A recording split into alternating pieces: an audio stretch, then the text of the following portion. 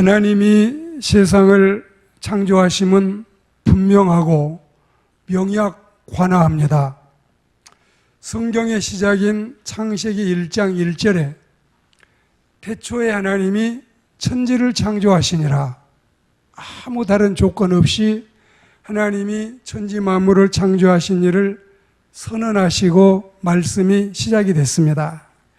그리고 하나님이 마지막에 우리 사람을 창조하시는데 하나님이 이르시되 우리의 형상을 따라 우리의 모양대로 우리가 사람을 만들고, 이 우리는 단수 하나님이 아니라 성부, 성자, 성령, 엘로힘 삼위일체 하나님께서 당신의 형상대로 사람을 창조하신 이 모습, 그리고 그들로 바다의 물고기, 하늘의 새, 가축과 온 땅과 땅에 기는 모든 것을 다스리자 하시고, 하나님이 자기 형상 곧 하나님의 형상대로 사람을 창조하시되 남자와 여자를 창조하시고, 하나님이 이 창조된 남자와 여자에게 복을 주시며 그들에게 이르시기를 생육하고 번성하여 땅에 충만하라, 땅을 정복하라, 바다의 물고기와 하늘의 새와 땅에 움직이는 모든 생물을 다스리라. 이렇게 하나님이 사람에게 참으로 중요한 사명을 허락하셨습니다. 하나님이 지으신 이 세상에는 이 식물만 35만 4천 종류가 있어요. 그리고 강과 바다에 2만 2천 종류의 이 물고기, 어류가 있습니다. 그리고 하늘에 날아다니는 새가 8,600 종류가 있습니다. 그 외에도 동물과 곤충이 100만 종이 넘습니다. 이 엄청난 이 세상의 모든 생명 있는 것들, 이 세상의 모든 이 움직이고 기시가는 것들을 하나님이 창조하시고 이 모든 것들을 다 다스리고 지배하도록 만물의 영장으로 하나님이 사람을 창조하셨습니다. 그리고 하나님은 무에서 유를 창조하셨는데 하나님이 말씀으로만 천하 만물을 창조하셨습니다. 우리가 이제 구약 성경이 쓰여졌던 히브리어에 보면은 빠라가 있고 아사가 있는데 그 외에도 물론 야찰이라고 하는 단어도 있지만 이 빠라는 하나님만 하실 수 있는 이 창조, 지음에 대한 단어입니다. 그래서 이제 이거는 크리에이티드에서 이 영어로는 이렇게 번역이 되고, 아사는 메이크와 메이드로 번역이 돼서 사람은 하나님이 이미 창조해 놓으신 재료를 가지고 책상도 만들고 의자도 만들고 또 우리가 옷장도 만드는, 사람이 뭘 만들 때는 이 메이크와 메이드, 아사, 하나님이 세상을 창조하실 때는 빠라, 크리에이티드 이런 단어를 사용하게 된 것입니다. 하나님과 사람 사이의 차이라면 뭐가 있을까요? 말씀을 드린 것처럼 하나님은 아무것도 없는 상태에서 공간도 창조하시고 해와 달도 창조하시고 모든 산천초목을 다 창조하시는데 우리 사람은 그 재료를 이용해서 이제 지음을 하게 된다. 히브리 3장 4절 말씀해 보시면 집마다, 모든 집마다 지은이가 있으니 만물을 지으신 분은 하나님이시다. 사람이 이제 이 모래를 쓰거나 시멘트를 쓰거나 나무를 쓰거나 또 여러 재료를 이용해서 그 하나님의 창조된 재료를 가지고 집을 짓습니다. 그리고 사람은 이렇게 하나님이 지어 놓으신 것으로 할 수 있지만 하나님은 세상 만물을 다만 로고스, 말씀으로만 창조하셨다. 그래서 우리는 창세기 1장 26절에서 28절 이 말씀을 통해서 하나님이 창조주 하나님이심을 믿고, 그 다음에 우리는 한 번 태어나면은 두 번 죽지만 두 번 태어나면 한 번 죽는다. 이 말씀의 원리를 알아야 되겠어요. 인간이 어머니 뱃속에서 한 번 태어날 때, 물론 하나님의 창조에 의해서 우리 어머니들이 하나님의 창조 사역에 동참해서 우리를 품고 있다가 세상에 내놓으셨는데, 그렇게 한 번만 태어난 사람은 육체가 죽고 영이 죽어서 두 번 죽지만, 우리가 이 육신이 태어나고 그리고 성령으로 거듭나서 요한복음 3장의 말씀처럼 중생의 체험이 있는 사람은 육신은 한 번 죽지만 영이 다시 죽지 않는, 두 번 태어나서 한 번 죽는, 이런 사실을 우리는 조직신학을 통해 알 수 있게 됩니다. 그래서 오늘 이 시간에는 이 창조에 대한 말씀은 이제 스쳐 지나갔다 생각하시고, 재창조, 다시 거듭남, 중생의 체험에 대한 말씀을 여러분에게 깊이 강조해서 드리겠습니다. 갈라디아서 6장, 우리가 이제 14절에서 18절 말씀을 읽었지 않습니까? 15절에 보시면 할례나 무할례가 아무것도 아니로되 오직 새로 지으심을 받은 것만이 중요하다. 17절에 보시면 이후로는 누구든지 나를 괴롭게 하지 말라. 내가 하나님의 사도인 그가 자신의 몸에 주님의 흔적을 지니고 있다. 그래서 이 세상의 천하 만물 가운데 하나님이 지으시지 않는 게 하나도 없고, 그리고 우리 믿음의 사람들은 예수 그리스도 안에서 한 번 더 다시 태어나는 중생의 체험이 있어야 온전한 그리스도인이다. 누구든지 그리스도의 영이 없으면 그리스도의 사람이 아니고, 거듭남의 체험이 없으면 그를 진정한 그리스도인이라고 할 수가 없는 것입니다. 그만큼 여러분, 중생의 체험이 중요한데, 고린도후서 5장 17절에 보시면 누구든지 그리스도 안에 있으면 새로운 피조물이라. 갈라디아 2장 20절에 보시면 그리스도의 사람들은 그리스도와 함께 십자가에 못 박혀 옛사람은 죽고 새 사람이 다시 사는 것이다. 이 말씀 가운데 담겨 있는 비밀한 진리를 따라서 이 시간에는 이 메이드 인 가드, 우리가 이제 이 세상의 모든 것들이 다 이 어느 나라에서 어느 이 사람들이 지었는지를 표기하게 되어 있잖아요. 메이드 인 저머니, 메이드 인 USA, 메이드 인 코리아. 그러면 우리는 물품은 아니고 물건은 아니지만 하나님이 지어서 메이드 인 가드, 또 메이드 인 지저스, 이걸 오늘 우리는 말씀을 통해 드리려고 하는 것입니다. 과연 우리에게 새로 지음을 받은 주님의 흔적이 있느냐? 할례나 무할례는 아무것도 아니라 했어요. 실제 어떤 그 의식과 절차를 통해서 우리가 이루어진 것보다는 새로 지음을 받았다는 이 흔적, 세상 사람과 구별되는 식별 기호, 다른 소속과 구별되는 이 차별 기호, 이 땅에 속한 자가 아니요 예수님께 속한 자라고 하는 표식, 그리고 소유 개념에 있어서 나는 주님의 것이라고 하는 분명한 이 표식, 이게 우리에게 있느냐? 이걸 여러분에게 묻고 있는 것입니다. 크리스토스 둘로스, 예수 그리스도의 종이라는 불도장이 사도 바울에게 찍혀져 있듯이 우리는 예수님 안에서 새로 지음을 받았다는 흔적이 있느냐? 우리가 이제 이 브랜드, 마크, 혹은 여러분 이 사인, 어떤 그 상표라고 하는 이 말도 되지만 그것의 존재 가치를 증거하는 호적과 족보 같은 게 바로 브랜드예요. 그리고 우리에게 이 문신을 하고 그 다음에 몸에다가 어떤 자국을 내 가지고는 이거는 지울 수 있고 설령 지워지지 않는다 해도 그건 여러분 하나의 사람이 그려놓은 어떤 그림에 불과하지만 우리의 혼에 새기는, 우리의 가슴에 새기는, 우리의 혈관 속에 흐르고 있는 예수 그리스도의 피가 우리에게 있느냐?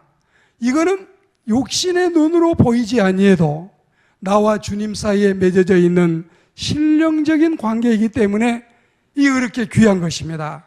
그리고 우리는 이제 이 서로 의사소통을 하기 위해서 수화를 하기도 하고, 혹은 이 야구 선수들이 서로 이 손발을 이 표시를 해서 자신의 그 의사를 전달하기도 하는데, 진짜 여러분 이 기록된 사인이라고 하는 것은 그 사람이 보증한다, 내가 확실히 증거한다, 그리고 이거는 내가 서명한 거다, 이걸 여러분 증명하는 것입니다. 지금 우리에게 예수님의 사인이 있느냐, 예수님의 마크가 있느냐, 예수님의 브랜드가 있느냐, 이걸 여러분 우리가 한번 확인해 보셔야 해요.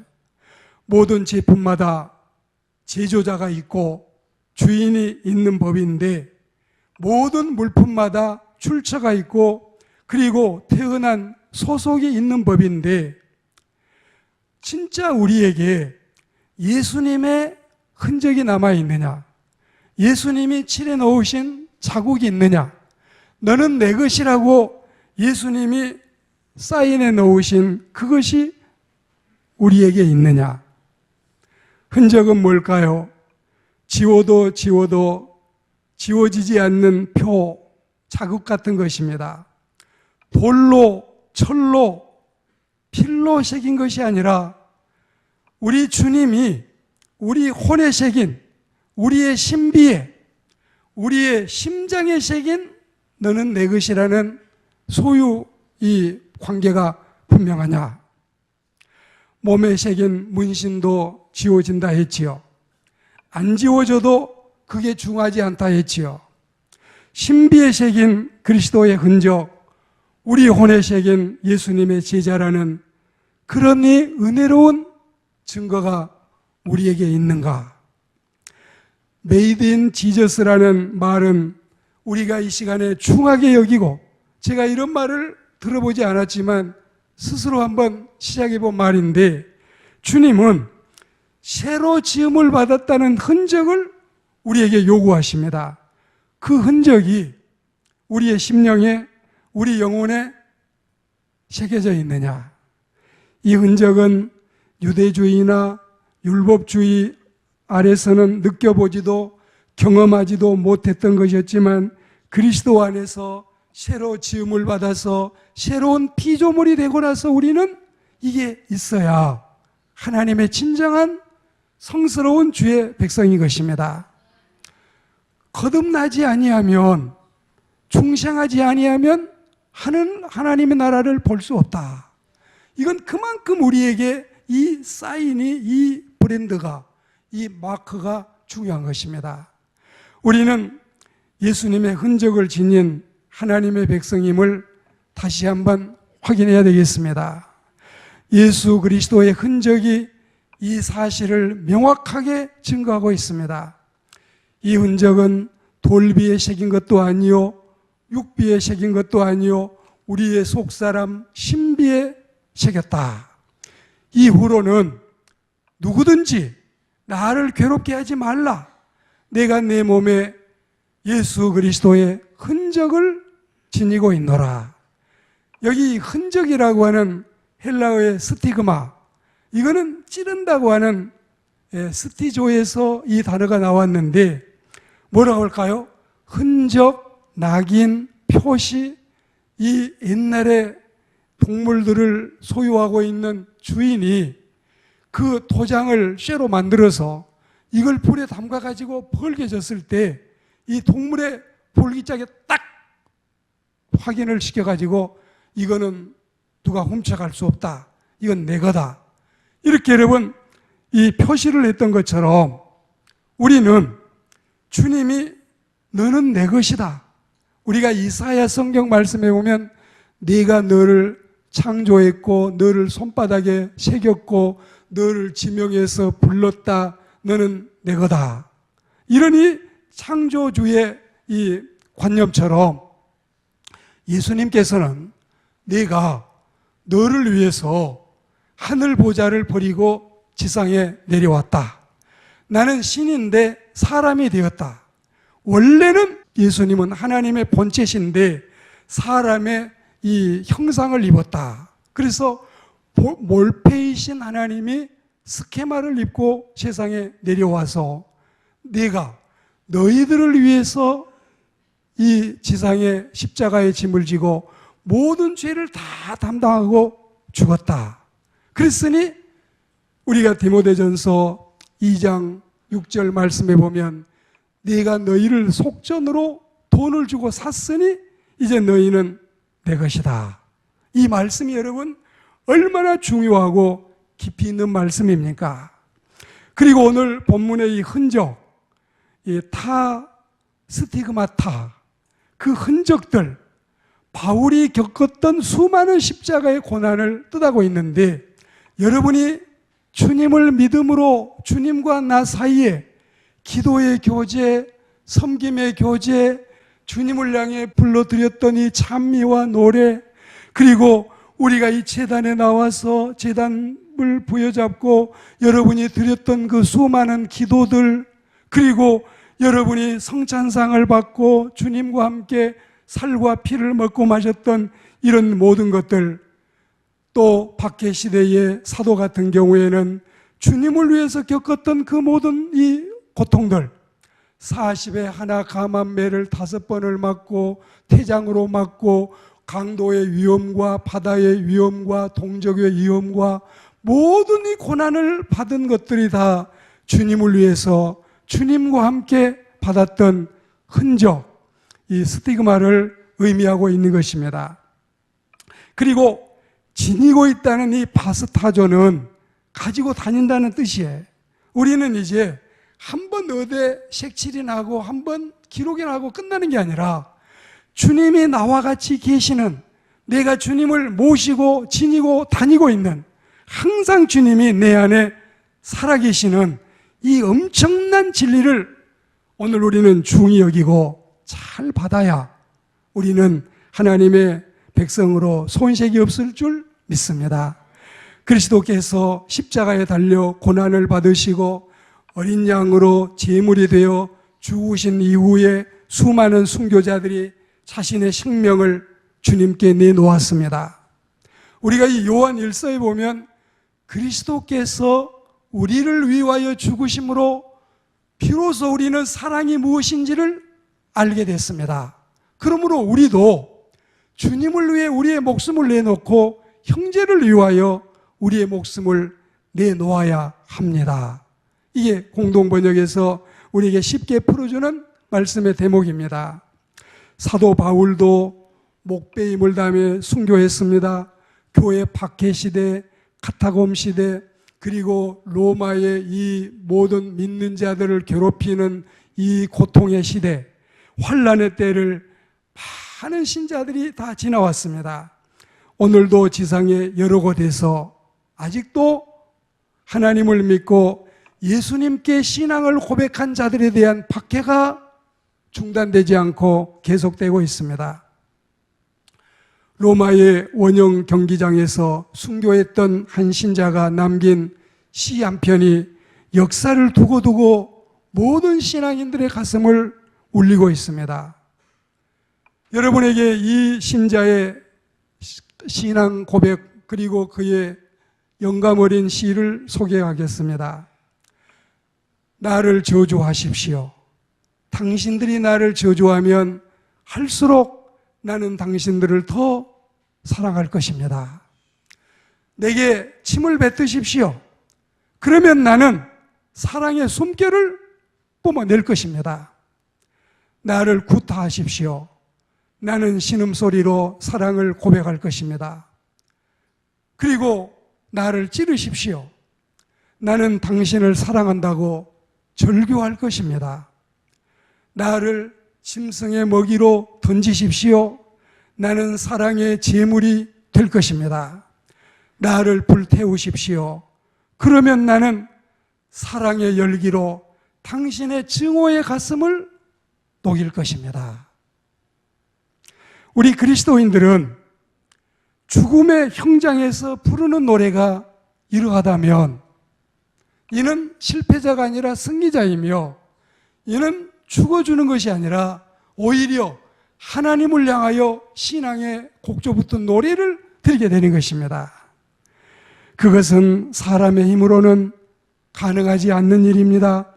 하나님께서 주시는 사랑의 힘, 신앙의 힘, 성령의 힘만이 이 일을 할 수 있게 하는 것입니다. 예수 그리스도의 십자가의 고난의 흔적이 우리에게 새겨져 있어서 우리는 그 고난을 당하기도 하고 이기기도 하는 것입니다. 요한복음 16장 33절에 보시면 주님이 뭐라고 하십니까? 너희가 세상에서 환난을 당하나 담대하라. 내가 세상을 이기었노라. 할렐루야. 주님이 이렇게 이겨놓으신 거예요. 그리고 갈라디아 6장 17절 말씀에 주석으로 풀자면 강조점이 다른 데 있는데 주의 종을 괴롭히지 말아라. 예수의 흔적이 있는 자들이다. 주의 종을 괴롭히지 말아라. 그래야 하나님의 복이 임한다. 주의 종을 괴롭히지 말아라. 그건 예수님을 괴롭히는 일이다. 이게 갈라디아 6장 17절과 히브리서 13장 17절, 마태복음 10장 40절에 있는데 오늘 저는 이 말씀을 지금 강조하려고 하는 게 아니라 우리가 모든 그리스도인들이 이 말씀은 나중에 우리가 또 들을 기회가 있으면 듣더라도 지금 강조할 것은 주의 종에 관함이 아니라 하나님을 믿는 모든 그리스도인 된 우리들, 사도 바울의 십자가는 흔적을 강조하고 있습니다. 주님 안에서 불도장이 찍힌 흔적, 낙관이요 증표이며 성령의 불인 것입니다. 오늘 말씀을 맺겠습니다. 성령의 불은 반드시 주의 십자가 아래서만 이루어짐을 믿습니다. 이 불을 받은 사람들은 하나님의 은혜를 떠날 수가 없습니다. 베드로가 순종했고 바울이 순종했던 그 불이 바로 이 불인 것입니다. 예수님의 소유라는 낙인, 나는 예수님의 것이라는 표시, 이게 바로 우리에게 있어야 될 그리스도의 흔적인 것입니다. 이 은혜가 우리에게 넘쳐나기를 바라고 우리의 심령 가운데 선명하고 뚜렷하게 새겨져 있는 예수 그리스도의 흔적을 지니고 살아가는 충성한 그리스도인들이 다 되시기를 주의 이름으로 축복합니다.